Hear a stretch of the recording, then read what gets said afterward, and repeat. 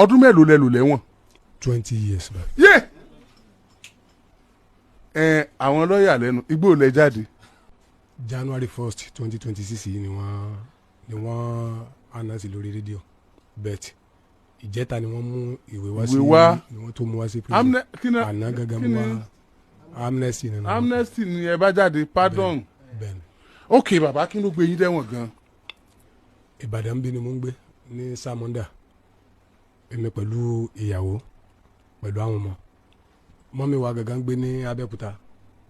ọmọ yẹn ló wá kú ni wọ́n pè mí owó laṣọ oge tí Àyìnlá Ọmọwúrà máa ń pariwo. owó laṣọ oge yóò sówó bá rí òsì o ẹ̀yin sàn máa rí o owó laṣọ oge. orúkọ mi ni Káyọ̀dé Ayọ̀dèjì mo jẹ́ ọmọ bíbí ìlú Iléṣà gangan ni wọ́n bí mi sí mo jẹ́ ọmọ ìlú Iléṣà bẹ̀tì Ìbàdàn ni mo ń gbé níbí mo ń gbé ní Samonda pẹ̀lú ìyàwó àtàwọn ọmọ. iṣẹ́ wo lẹ ń ṣe. mo sì ṣe bricklayer. ok. mọ̀mọ́ tó bí mi gbé ní Abẹ́òkúta so wọ́n á pè mí láti Abẹ́òkúta pé mọ́mí wa kú. kí ló kọ mọ́mọ́ yín. Àdùkẹ́. bó lówó laṣọ oge ṣe jẹ́. ọ̀rẹ́ ni wọ́n jọ jẹ́ ọ̀rẹ́ láwọn méjèèjì. màmá yín ni ọ̀rẹ́ owó laṣọ oge. ok. so ìgbà màmá owó laṣọ oge ló pè mí pé mọ́mí wa ti kú o pé kí n mọ̀ bọ̀ ń bẹ̀. èmi náà wá pé dádì wa torí mi pẹ̀lú dádì wa àwọn jọ ń ṣe pọ̀ rárá wọ́n á pè wọ́n àṣàpàdé ní Abẹ́òkúta èmi lérò pé wọ́n máa gbé wọn lọ sí ọ̀dọ̀ wa ní Iléṣà ni dádì wa sọ pé òun kọ́ ilé kan sí Abẹ́òkúta pé bẹ̀tì kò sẹ́ni tó mọ̀ nínú gbogbo àwa ọmọ ẹ̀ pé mọ́mí wa nìkan ló mọ̀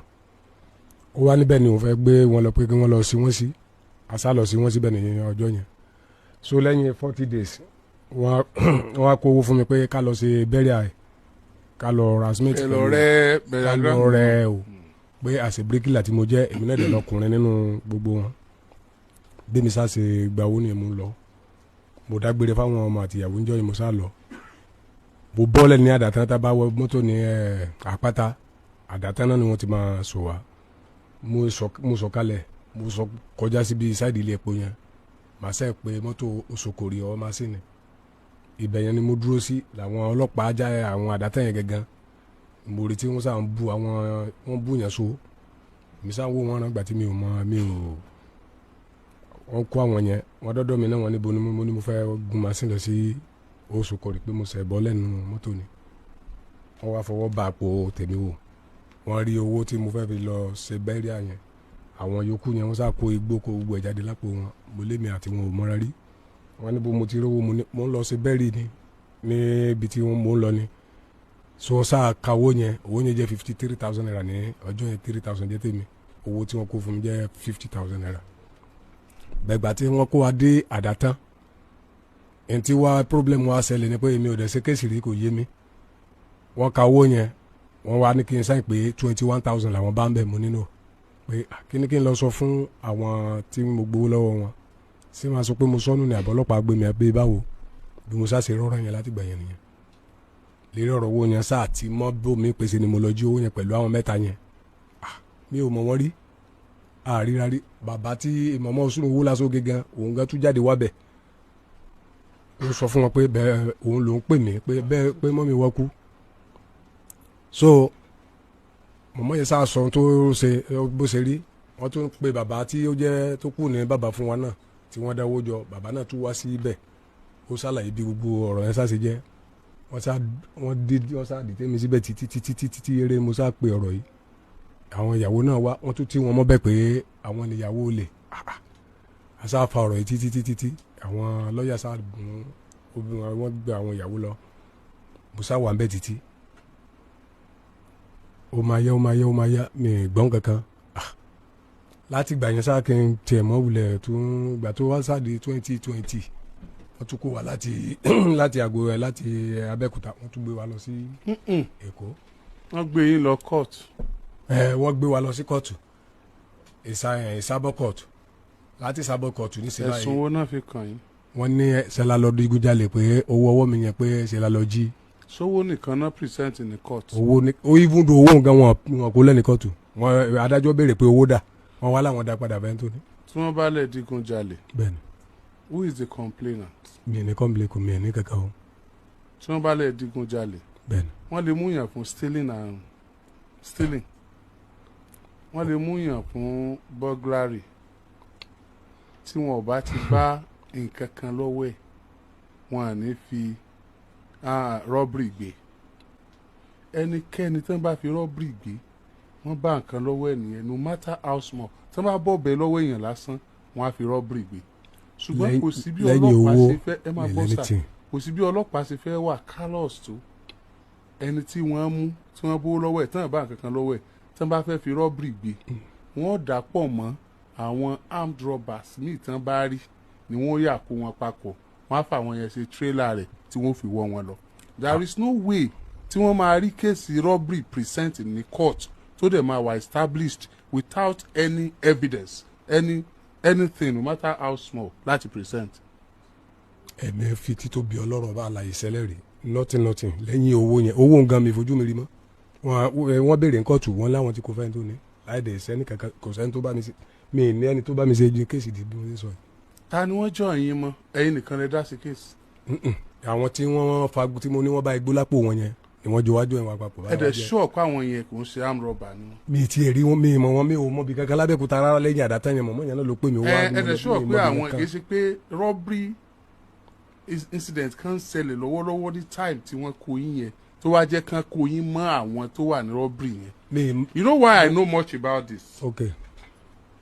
ẹ lè pẹ́ lẹ́wọ̀n jù mí lọ o èmi náà lọ ẹ̀wọ̀n rí. mo wá mọ̀ pé àwọn ẹlẹ́wọ̀n wọn a máa pa irọ́ tí wọ́n bá jáde bẹ́ẹ̀ ṣe jáde kó ti pààyàn mẹ́wàá láyé tó bá dórí rédíò àbọ̀ báyàn sọ̀rọ̀ ó lè ní òun mọ̀ ń ra búrẹ́dì ni a bá gbé òun mọ̀ ń ṣe kinní kan ni they never say the truth. Sir, you have spent 20 years incarceration bóbìnrin sùn for 20 years bẹ́ẹ̀ ṣe rí sà tí mo bá pàdé yín ta tí wọ́n bá kó yín mọ́ yẹn 1 million tí wọ́n bá ní fa ẹni tó ṣẹ̀ṣẹ̀ tẹ̀ wọ́n dé nínú wọn jáde ọlọ́run máa fà yín jáde mo ti mọ̀ bẹ́ẹ̀ lẹ́wọ̀n ṣe é rí irú aṣọ tẹ́ ẹ wọ̀ yìí tó jẹ́ ọmọ yín lára ni pé ooru wà bí ẹ ti ń bọ̀ àti ọ̀bá lẹ́wọ̀n rí wọ́n lè mọ̀ mọ̀.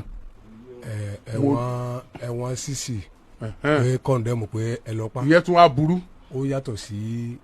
ẹ̀wọ̀n bóyá àwọn tá fún lẹ́wọ̀n àwọn kan wà ẹ̀wọ̀n polisi mẹ́ta ni. láìfà wà atm wà àwọn kọ́ńdẹ́mù pé ẹ lọ pa wọ́n. kọ́ńdẹ́mù lẹ́yìn lọ. wọ́n kọ́ńdẹ́mù ní ẹni ká lọ pa wá.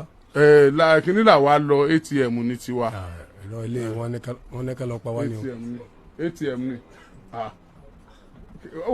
àwa mọ lẹ́fù ẹ̀wọ̀n atm ní tiwa so àwọn èèyàn máa parọ́ gan so tó wá jẹ́ kí n máa bá yín sọ bẹ́ẹ̀ ni pé ní ìsìn tẹ́ ẹ ti dé yìí mi ní fẹ́ kẹ́ ẹ parọ́ kẹ́ ẹ tún lè ráàánú ọlọ́run èèyàn kan ti wá bí tó wá pa oríṣiríṣi irọ́ fún wa ńgbà tó lóun tẹ̀wọ̀n dé òkè sí kìnìún kankan agbálé fún ara bẹ́ẹ̀dì fún atọ́jú ẹ̀ a invest ara níṣẹ́ fún ọ̀sẹ̀ kan òru kan adénúlé yẹn àdẹ̀bámà àti gbogbo ń tààrà fún àti gbogbo ẹrù ó tún gbé máṣíìnì lọ bẹ́ẹ̀ ni ẹsẹ̀ sòótọ́ fún mi because ẹ rí kéèsì yẹn ò clear sí mi you cannot be charged for robbery without anything tó jẹ́ weapon tí wọ́n bá lọ́wọ́ èèyàn. Alhaji sá. tí ẹ bá rí kan tó dá yín lójú pé kí n fi búra tí wọ́n tó bá ti yẹ̀ ní bí mo ṣe ń sọ yìí àwọn mẹ́gàn wà mẹ́tọ́ yẹ pé orúkọ lásán ni wọ́n béèrè wọ́n wá pé orúkọ mo fi títóbi ọlọ́run ọba mo fi búra bí nínú pẹ̀lú wa láti mo inú wa lámo wà láti oúnjẹ àárọ̀ àná ló wà nínú mo ṣe sọ yìí tí n bá ti mú kankan mọ́nú ẹ̀ àwọn kan wà mẹ́ẹ̀dì bí mo ṣe sọ fún yìí tó yẹ pé orúkọ lásán ló gbé wọn débi tí láì mú àwọn ọmọ wọn mọ kankan wọ́n mú wọn lórí orúkọ papọ̀ so kò sí ní wọ́n fi rọ́ sí. Fatima Àníkẹ́ èmi ni ẹ mọ̀ bí o ọlọ́run ní jẹ́ ọmọ bẹ o sẹ́ni èmi ti lọ ẹ̀wọ̀n fún gbogbo ẹ̀yin olólùfẹ́ mi o mo ti lọ ẹ̀wọ̀n mo ti dé o gbogbo ẹ̀yin tẹ́ ẹ nífẹ̀ẹ́ Oríyọmí Hamzat ẹ ní débẹ̀ ọmọ yín ò ní débẹ̀ etí tẹ́ fi máa gbọ́ ni ẹ ti sunkún fún mi ńgbà yẹn kọ́mọ yín má bàa lọ kí ìrandíran yín má bàa lọ ni n ò sì ní lọ gbogbo àdúrà tẹ́ ẹ ṣe fún mi ńgbà yẹn ẹ ti ṣe àdúrà yẹn rò pé mi lẹ̀ ń ṣe fún gbogbo ìrandíran yín tó bá kù díẹ̀ kí wọ́n jáde kí wọ́n wá lọ bọ́ sọ́wọ́ kó wá di wípé ẹ̀ṣẹ̀ tí wọ́n ọ̀sẹ̀ wọ́n mú wọn àbí wọ́n rìn àrìnfẹsẹ̀ sí tí wọ́n èdèrò ẹ̀wọ̀n ọlọ́run wọlá gbogbo àdúrà tẹ́ ṣe fún mi àtẹkùn tẹ́ bá mi sùn gbà náà kò ní jọ́ ṣẹlẹ̀ sí wọn láéláé àti gbogbo tó bá ń jáde lára yín àtèmi náà mo ti bá yín lọ ẹ fọkàn balẹ̀ ẹ ní lẹ ẹ̀wọ̀n ẹ ní lè jáde ńjọ́ náà inú kẹ́ lára ń ròyìn ẹ̀fẹ́ jáde inú kẹ́ ìgbàgbé sùn lọ tẹ́ẹ̀bẹ̀ jáde tẹ́wàá dèrò ẹ̀wọ̀n bó ṣe rí nu ẹ ní dèrò ẹ̀wọ̀n o mo dúpẹ́ ṣe ń wo bó ṣe rí nu ẹ bá fẹ́ ẹ̀wọ̀n ATM wà ẹ̀wọ̀n ATM wà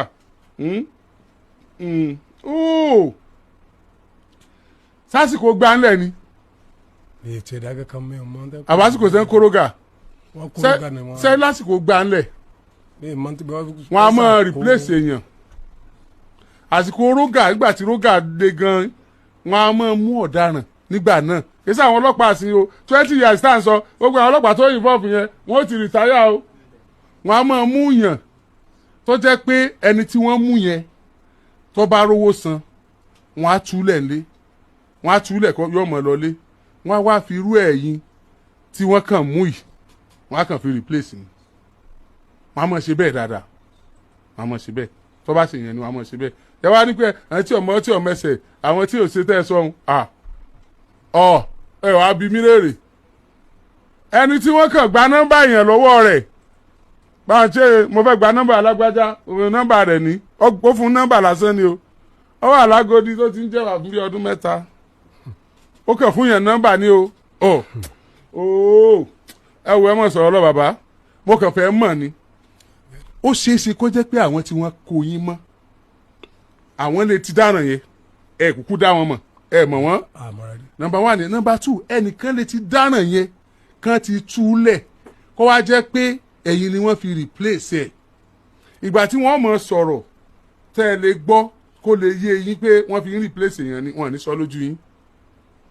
ìgbà tí wọ́n mọ̀ sọ̀rọ̀ wọ́n mọ̀ lo èdè wọ́n mọ̀ lo languages tí wọ́n mọ̀ pé kò ní yé yín wọ́n dẹ̀ ti máa text level of intelligence yín wọ́n á ti wé yín wọ́n wá place yín síbẹ̀ ìgbà míì wà gan tí wọ́n gbé síwájú adájọ́ tí wọ́n bá ka bíi 4 5 ó lè jẹ́ ọ̀kan ní òye yín bẹ̀ wọ́n kàn ó mọ̀ ṣẹlẹ̀ ó lè jẹ́ ọ̀kan ní òye yín bẹ̀ wọ́n dẹ̀ mọ̀ ṣẹjọ́ lọ èyí tí wọ́n dẹ̀ ń ṣẹjọ́ tí wọ́n bá ṣẹjọ́ tí wọ́n kà òye yín look at that bàbá bẹ́ẹ̀ ṣe gbé yín lọ sí iwájú adájọ́ nìyẹn adájọ́ bá ní kán gbé yín lọ sọ́gbà ẹ̀wọ̀n. dájọ́ pé ìgbà tí wọ́n gbé wa débẹ̀ létí ẹ̀ musa ní ká àwà létí ẹ̀. ọdún mélòó lẹ lò létí ẹ̀. ọdún 6 àti bóyá bí oṣù 6 nìkan. ìtí ẹ̀ ń pè ní ATM ní awaiting trial gbogbo ẹlẹ́wọ̀n pátápátá ní inmate àwọn tí wọ́n bá dájọ́ ọkú fún òun ni condemn ẹ lọ pa àwọn tí wọ́n bá fún lẹ́wọ̀n gbére ni là ń pè ní láìfà bó ṣe jẹ́nu ẹ mọ̀ bọ́rọ̀ yìí lọ. so bàtà sáà tí kéèsì tí ìwé dé kéèsì yẹn fẹ́ dé judgement ni wọ́n gbé adájọ́ yẹn kúrò ní Abẹ́òkúta lọ sí Ṣàgámù ó wá lóun fẹ́ gbé ẹjọ́ wa yẹn tẹ̀lé pé òun fẹ́ gbé lọ pé òun ló máa parí ẹ̀ wọ́n máa ṣe bẹ́ẹ̀ wọ́n sá parí ẹ̀ ní Ṣàgámù olóhùn kọ́ndẹ̀mù wa ẹ̀ńkàlùkù sáà wọ́n gbé wa lọ sí wọ́n gbé wa padà wá sí Abẹ́òkúta 2020 ni wọ́n gbé wa padà sí Èkó ìgbà tí mo sáà